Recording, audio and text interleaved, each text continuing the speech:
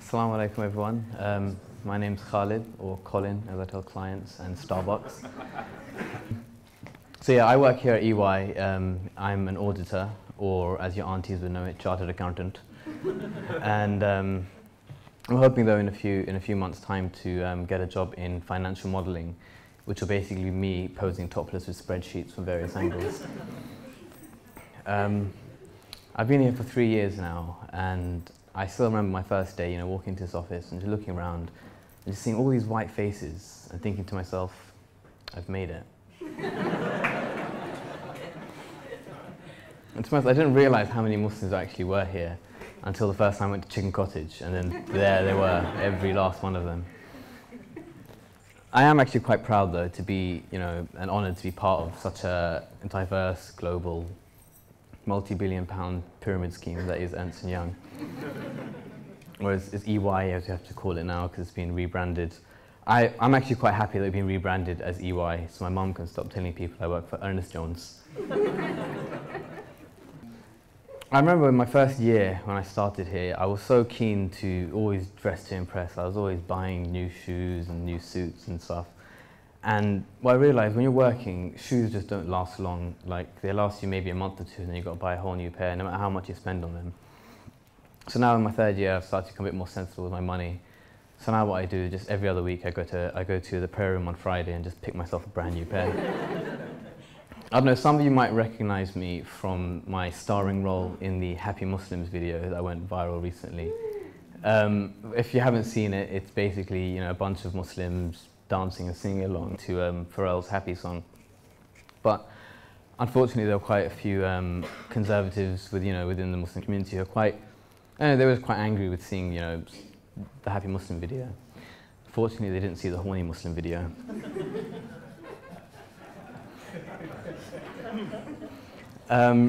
People ask me quite often, why did I do it?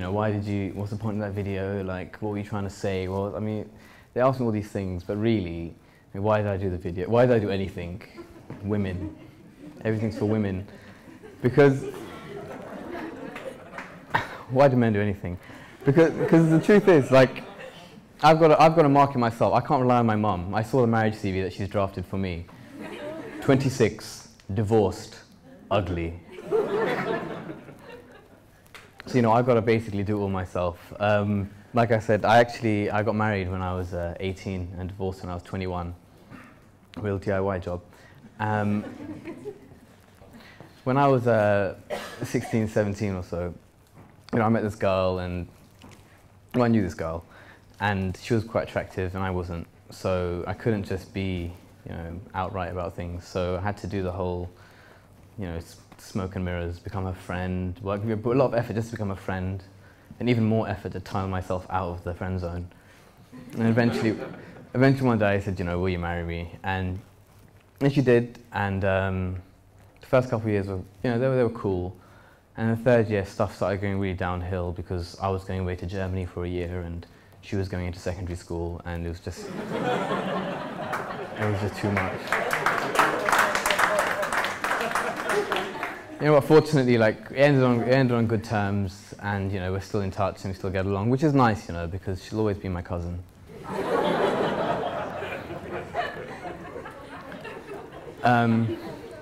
Hijabis. Everywhere you go now, you see hijabis everywhere. I think it's great, but I've seriously lost count of all the different types, styles of hijabs that you see. You see some girls have it to the back, some have it to the side, some have it hanging out their back pocket. It's crazy. And you see or you hear about hijabis doing the craziest things, so you have hijabis in music videos, hijabis in the club, hijabis twerking. What next? Hijabis in the workplace. But yeah, I feel like for Muslims in this country though, I feel like we're on the verge of quite scary times. Like, there's a lot of pressure on us these days. Like just a couple of weeks ago, we had this whole halal meat thing where all these Daily Mail readers, they were getting so angry about the idea of halal meat. I don't get it, because their daughters seem to love my halal meat.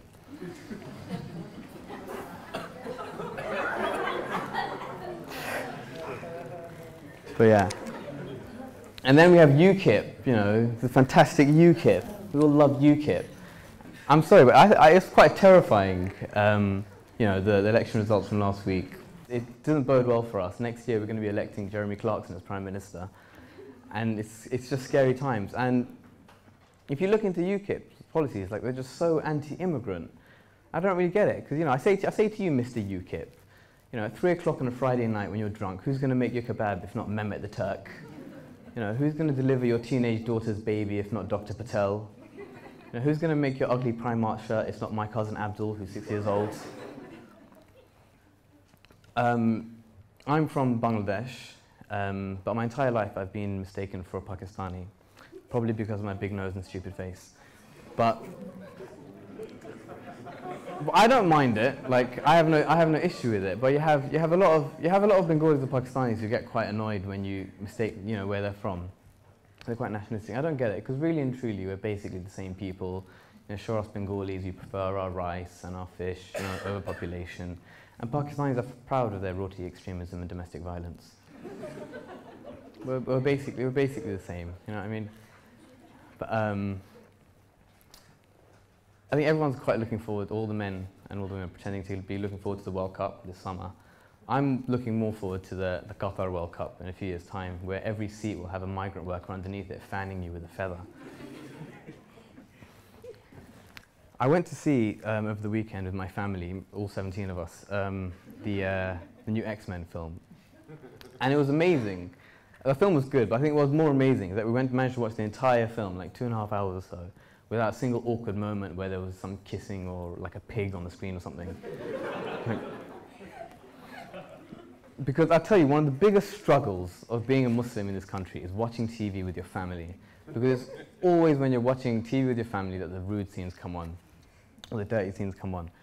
And just the other week, I was watching this film. It was a completely ordinary film, but just as this random, unnecessary, raunchy scene came on, my dad walked in. You know, he walked in, he looked at me, he looked at the screen, he looked at me. It was so awkward, I just pulled my pants off and walked straight out.